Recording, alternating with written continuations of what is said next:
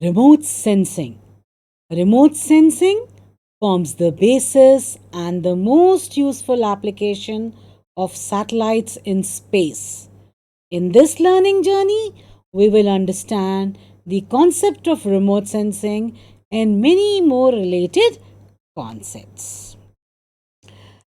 As we all know that we as human beings sense various energies in nature through our five sensory organs, that is eyes, ears, nose, skin and tongue. We sense through them without having to closely interact with energies or objects in some cases.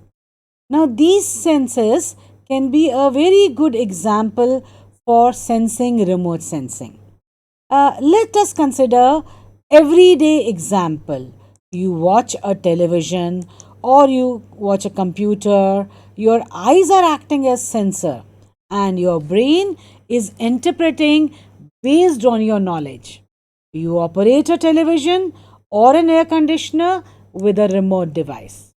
The important thing to note here is that in these cases you are not going in directly touching the air conditioner or a television. You are operating it with a remote device which is not in being contact with the not directly in being contact with the object. Earlier, whenever we had fever, we used to measure it with a contact device, a thermometer, as we can see here. After this COVID 19 pandemic, we all know the temperature of human beings is measured using an infrared non contact thermometer at most of the public places. These are very good examples of everyday remote sensing. Now, remote sensing, if you see the dictionary meaning of the word remote, it is far away. Remote is far away. And sensing is to observe. So, in our context, we deal with remote sensing of the earth and the instruments that are designed for such applications. So, we can define remote sensing as the art and science of collecting information about an object, an area, or even a phenomena from a distance without being in direct contact with the object under study. This we do by measuring the portion of electromagnetic radiations reflected, emitted, or backscattered from the earth. Such similar principles and instruments are used to remotely measure features of moon, planets, the sun and the stars by various ISRO missions in Chandrayaan, Mangalyaan and Aditya L1 missions. Now, coming to the components of the remote sensing, the first requirement in remote sensing is for a region to be observed is that we require an energy source or an illumination source which provides electromagnetic energy to the target of our interest. That means, in our case, the Earth's surface.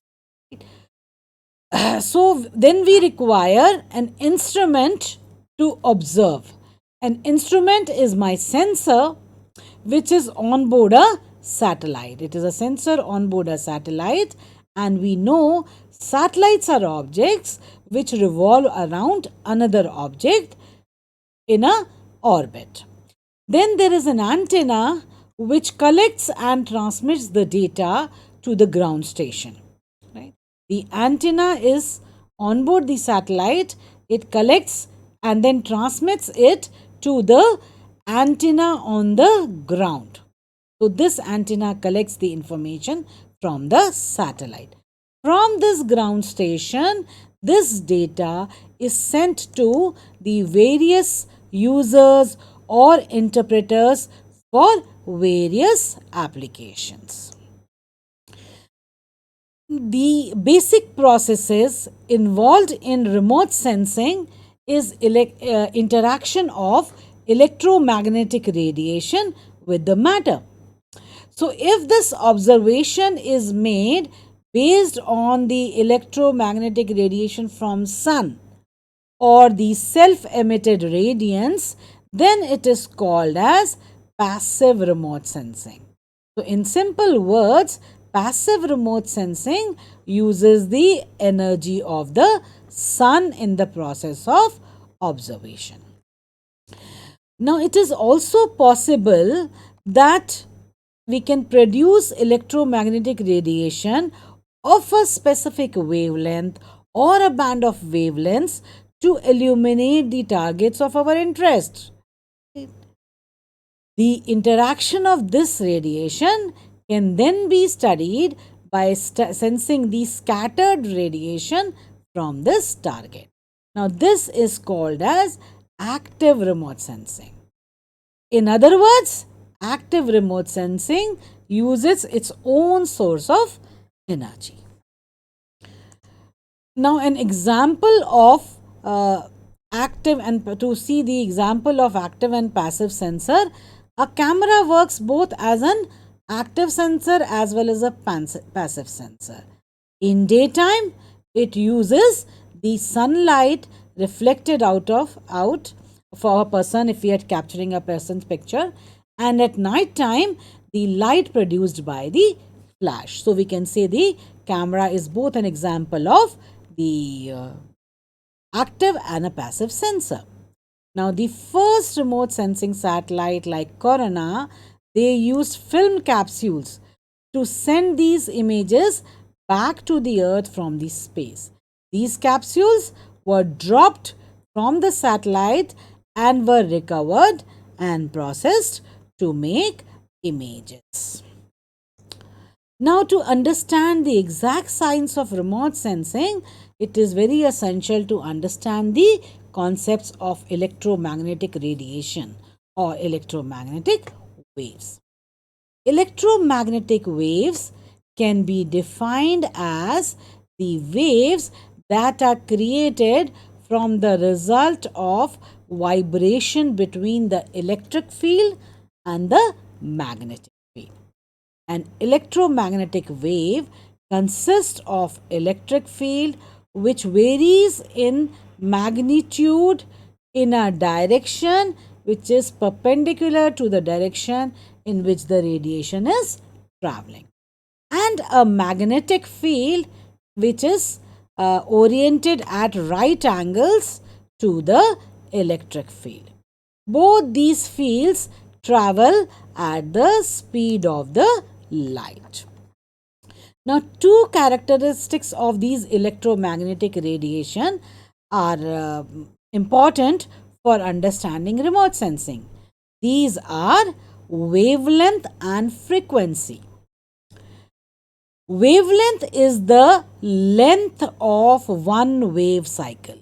Wavelength is the length of one wave cycle, which can be measured as the distance between the successive wave crests or successive wave troughs. So, wavelength, it's a length. It's usually represented with the Greek letter lambda and measured in units of length, that is in meters or in some factors of meters such as nanometer or micrometer, which is 10 raised to power minus 6 of a meter. Now, the frequency is the number of cycles of the electromagnetic waves completed in a unit time, and that is defined as frequency. Frequency is normally measured in hertz, which is equivalent to 1 cycle per second, and the various multiples of hertz. Now, the shorter the frequency, longer is the wavelength, and vice versa. Means smaller wavelength, higher frequency. Then frequency bands is the different ranges of wavelengths of your electromagnetic wave. And radiation is the radiation or the energy that is coming from a source traveling through the space at speed of a light. Now, signals are my satellite signals, which are basically radio waves that contain information about the information that is being transmitted or being received by the satellite. And the electromagnetic waves travel at the speed of light. So, wavelength and frequency are related by the formula frequency into wavelength, that is equal to the speed of light vacuum. Now, if we come to electromagnetic spectrum, electromagnetic spectrum is contains all the ranges of electromagnetic waves traveling at different frequencies and having different wavelengths, as we can see from this.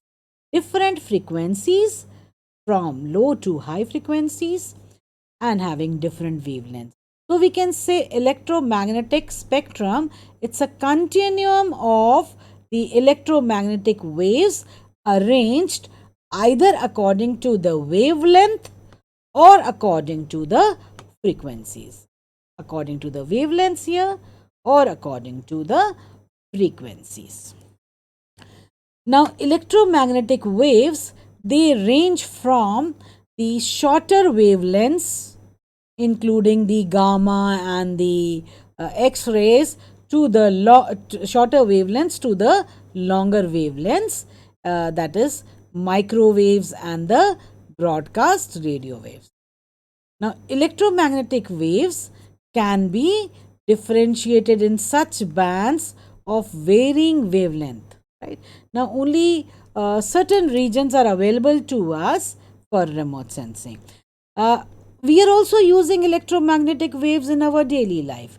Whenever you listen to a radio or watch television or you cook in your microwave oven, you are using these electromagnetic waves in different frequencies, in different wavelengths. So, remote sensing is essentially studying the interaction of this electromagnetic radiation with different objects like land cover, water, atmosphere, even other planets. Now, from this graph, we can see that much of the radiation is absorbed. The blue portion, it is showing that this is mostly opaque due to, like, for example, water vapor and different other constituents of atmosphere. So, much of the radiation is absorbed. It is not available for use in remote sensing. Only limited energy, which is depicted here in white, is available for use. Now, the strongest absorptions occur at the wavelengths which are shorter than 0.3 micrometer, primarily due to ozone. Now, the certain regions, if you can see, they pass through the atmosphere without much absorption. So, these regions are called as atmospheric windows. Then we can also define remote sensing based on this wavelength regions in which we are sensing. For example, if we are sensing between 0.4 micrometer to 3 micrometer, it is the visible and reflective infrared remote sensing, or simply optical remote sensing. Thermal remote sensing is done in the wavelength range of 3 micrometers to 35 micrometers. The microwave remote sensing is sensed between 1 millimeter to 1 meter. Now, this is sensing from the earth, and when we are transmitting the data to the ground, the communication. So, the various bands of electromagnetic waves that are used for communication with remote sensing satellite, they are depicted here in this table. So, here we show the frequency bands in which the satellite can communicate. So, this is the frequency band and this is its corresponding wavelength range. So, remote sensing of the earth is generally confined to these wavelength regions which are transparent, where the absorption does not play a. Okay. So now that we have spoken about electromagnetic radiation, about the electromagnetic waves, we can understand the significance of the radiation which is coming from the sun, the radiation which is emitted by the sun. So sun is the most important source of electromagnetic radiation in your passive remote sensing. Now, sun is assumed to be a black body with a surface temperature of around 6000 Kelvin. A black body, we say sun is a black body, assumed to be a black body. So, a black body is defined as a physical body that can absorb all the electromagnetic radiation, indifferent to the frequency and wavelength.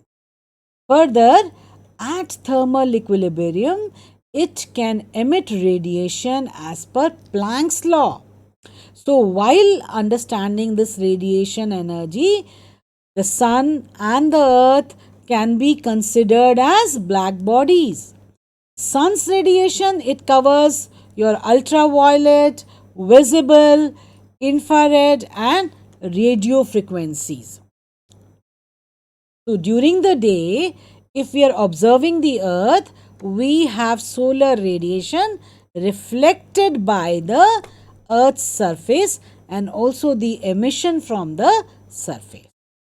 Thus, your sun is the most important element for optical sensing. The radiation coming from the sun pass through this atmosphere of the earth and either it is absorbed or reflected back. So, the earth can be considered as a black body which is radiating at this 300 Kelvin.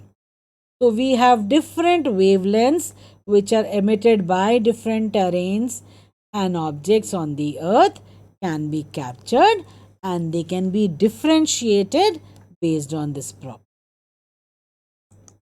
Now, sensors are the most important element of remote sensing, as it is through these sensors the remote sensing of different objects can be done. Like our eyes are for the sensors now, they are looking at the content being delivered on your screen and your brain is interpreting. So sensors are the sensing devices which are capturing information. Now, sensors can be broadly categorized in two categories depending upon the type of remote sensing: passive sensors and active sensors. Passive sensors detect the natural radiation which are either emitted or reflected from the earth. Active sensors have their own source of radiation to illuminate the target and then detect the backscattered electromagnetic radiation. The microwave sensors send out constant microwave signals into their environment. They then measure how long it takes for the signal to bounce back to the sensor. The communication of these sensors can be autonomous and does not require any dependency on the solar radiation. These sensors are mounted on the suitable platforms. This platform could be a tripod, it could be a balloon, an aircraft, or even a drone, or these satellites. So, it is the height of this platform which dictates the spatial resolution and the swath of the image. That means how fine the sensor can look on ground and what is the total field of view, how much area it can visualize. So, in general, if you have a platform which is very high above, it will allow you wide area coverage and the lower spatial resolution. If you are very near to the earth, you have high spatial resolution but a limited area coverage.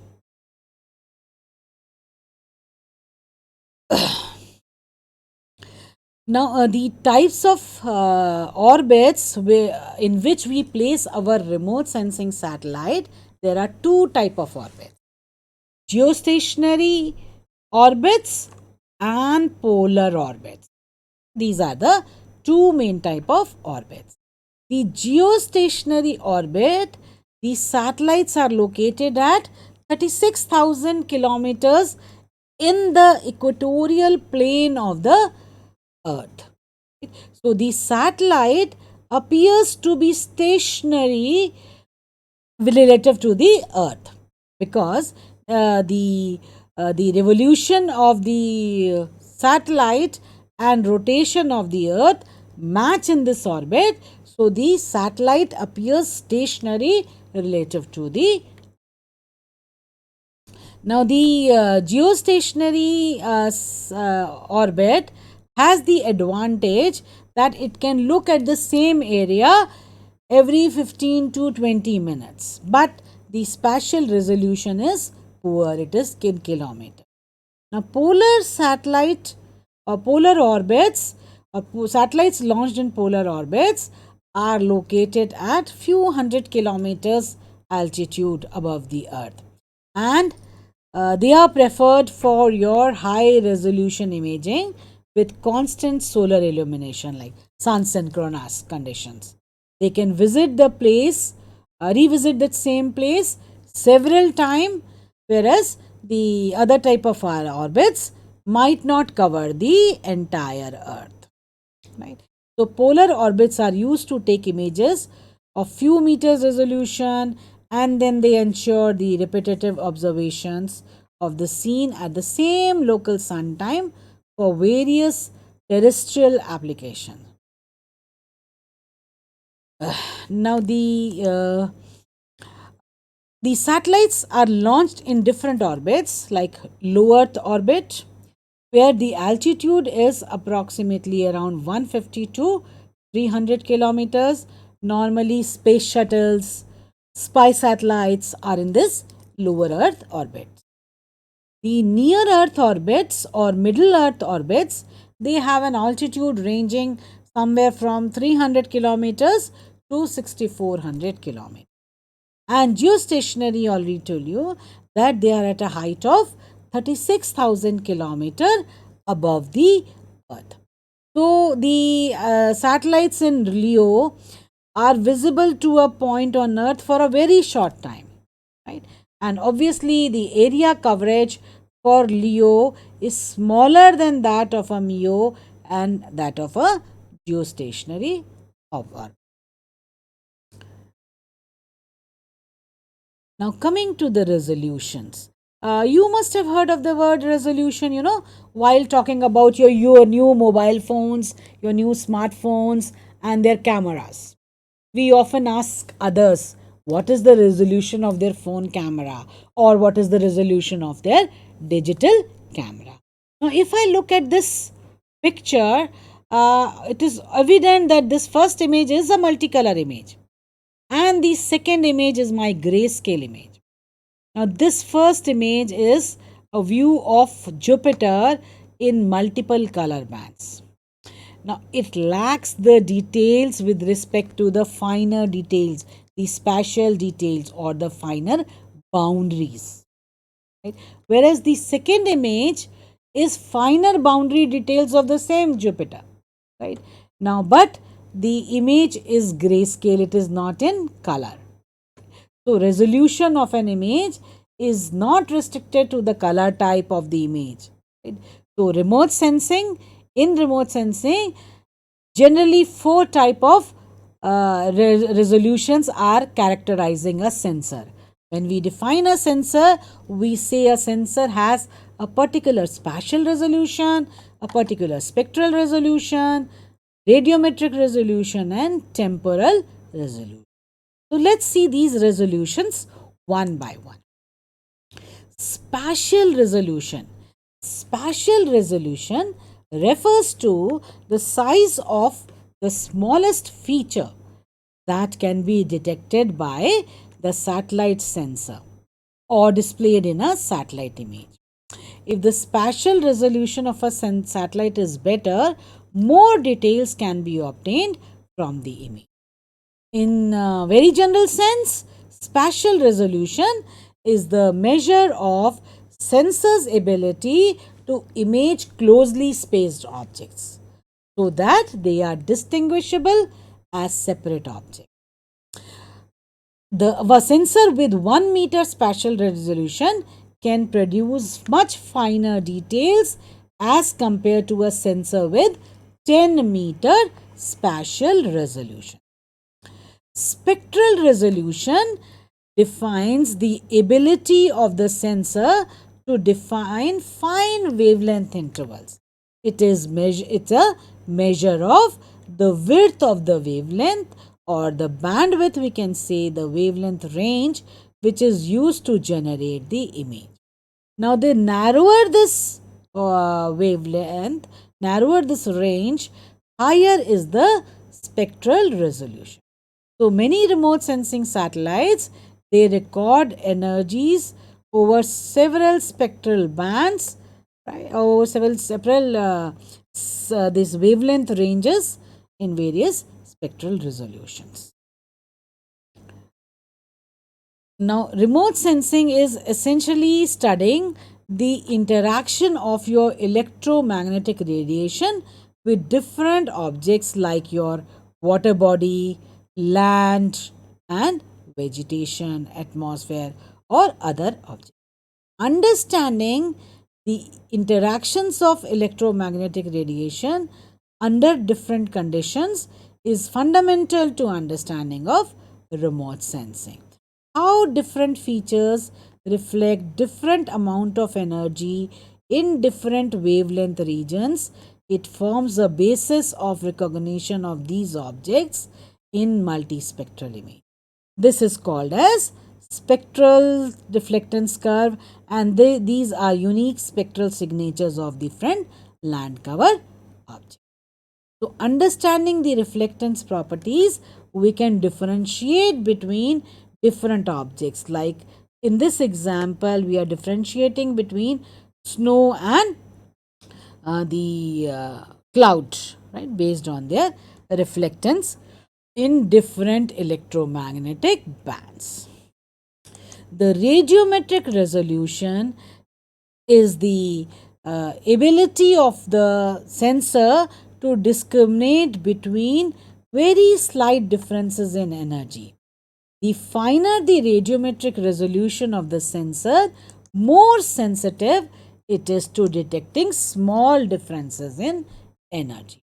So, thus, if a sensor uses 8-bit to record, it is there will be 2 raised to power 8, that is 256 different values available ranging from 0 to 250.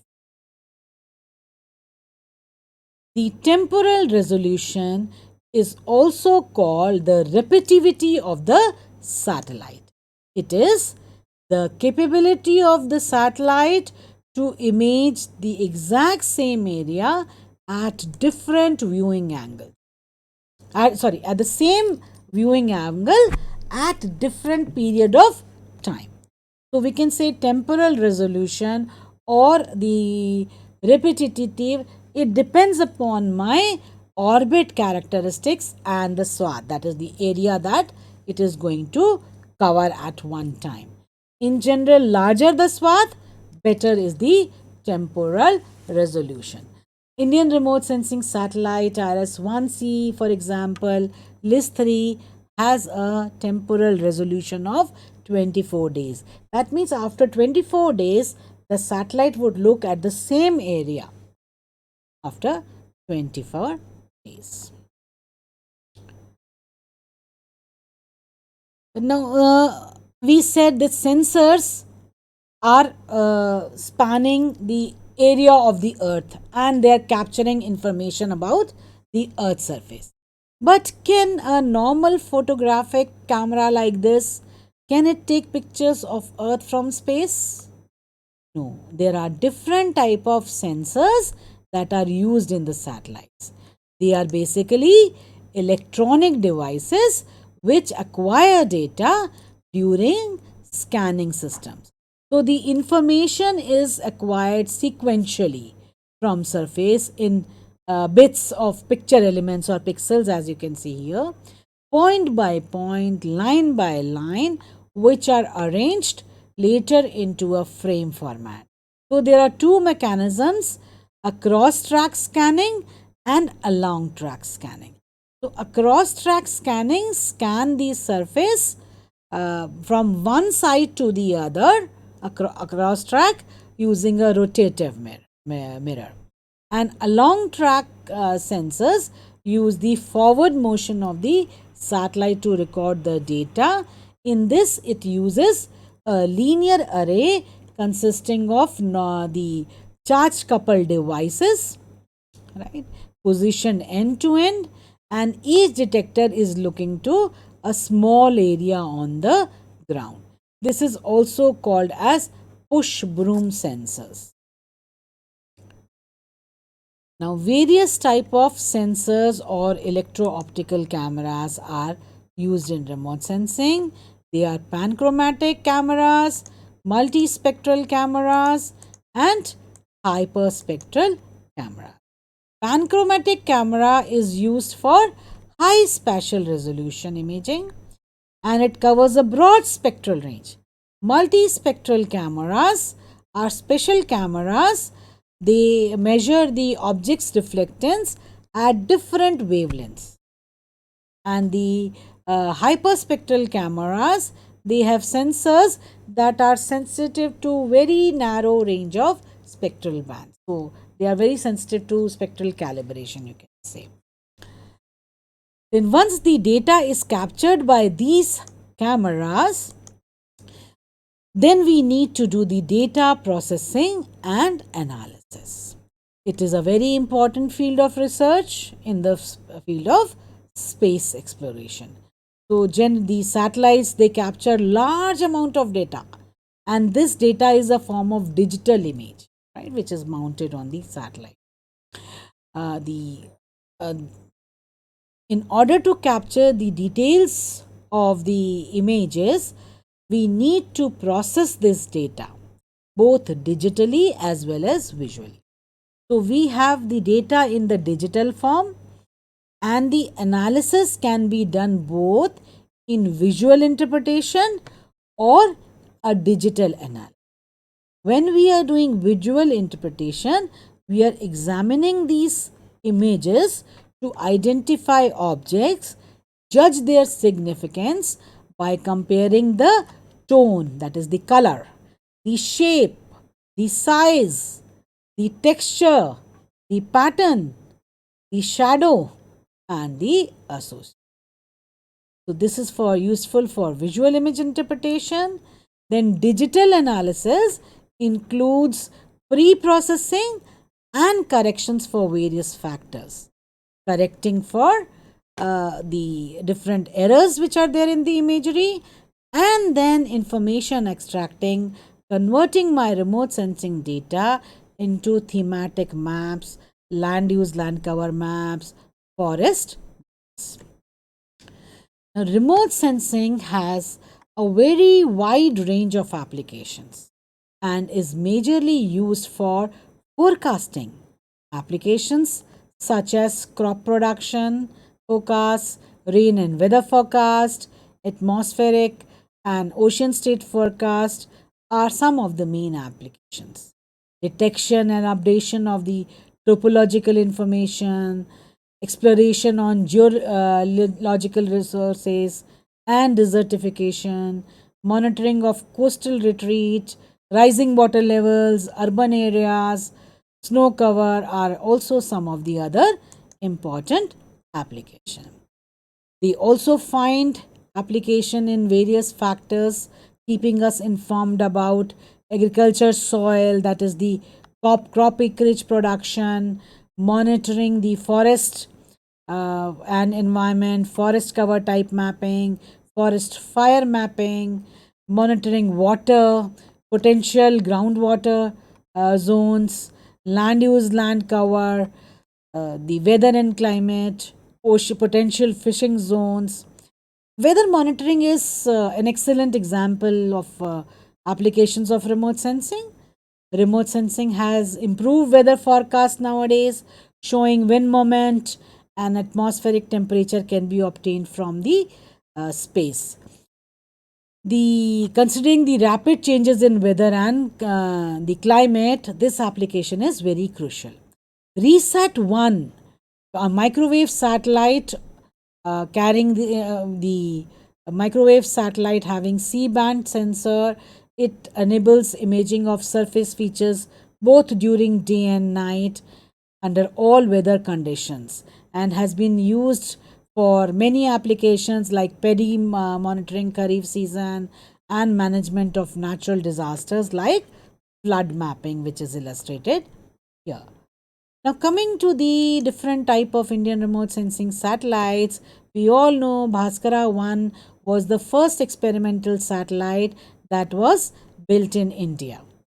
The onboard camera imageries, they were used in the field of hydrology and forestry. After the successful launch of Bhaskara, the Indian space research journey began towards development of more successful satellites for various applications. IRIS 1A was the first series of indigenous Earth observation satellite. So this was launched into the polar sun synchronous orbit in March 17, 1988. IRIS 1A was followed by 1B, identical satellite in 91. The two satellites, they have the sensor which is called as linear imaging self scanning sensor 1 and 2 with a spatial resolution of 72.5 meters and 36.25 meters to map the India, monitor and manage the various natural resources of in India. 1C and 1D series had a LIS 3 sensor with 23.5 meter spatial resolution and a panchromatic sensor at 5.8 meter sensor, and also a wide field sensor with a spatial resolution of 188 meters. The resolution of these sensors were improved in ResourceSat 1, 2 and 2A with the AWIF sensor at 56 meters and LIS 4 at 5.8 meter multispectrum. So the development journey of different remote sensing satellites launched by India, starting with the experimental satellite to the operational satellite, is exemplary.